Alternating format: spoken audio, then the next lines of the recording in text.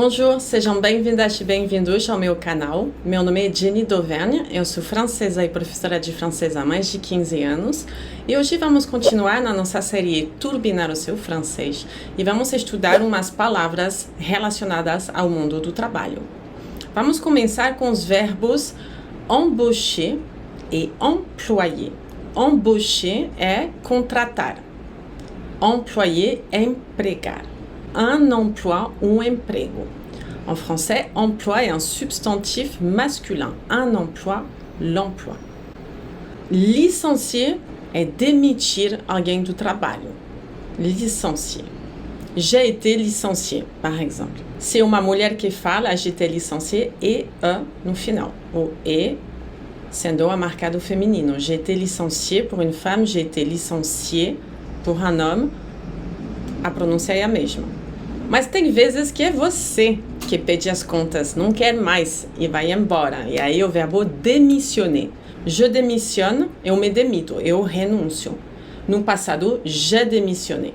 Ou j'ai donné ma démission à la direction. Eu dei minha renúncia à direção. Ou j'ai donné ma lettre de démission aux ressources humaines. Eu dei minha carta de demissão aos recursos humanos. J'ai donné ma lettre de démission aux ressources humaines. Aí, às vezes, você tem um outro emprego lhe esperando, mas às vezes não. Aí você está desempregada ou desempregado. Le chômage ou desemprego. Le chômage. Le taux de chômage, a taxa de desemprego. Une chômeuse, uma mulher desempregada, uma desempregada, une chômeuse, un chômeur, desempregado, masculin. La main-d'œuvre, a mão de obra, la main-d'œuvre.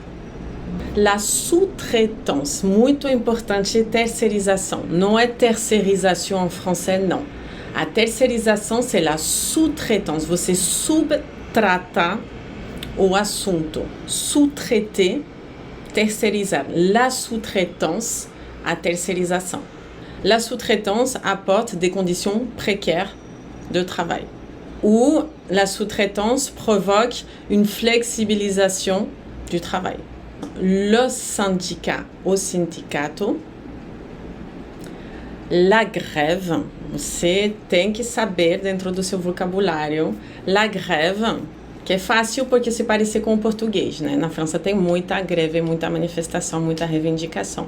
La grève, je fais la grève pour l'augmentation des salaires dans l'éducation nationale, par exemple. Eu faço a greve, eu participo da greve para o aumento, a revalorização do salário na educação nacional. Bom, j'espère que vous avez aimé cette nouvelle vidéo de Comment turbinar o seu francês.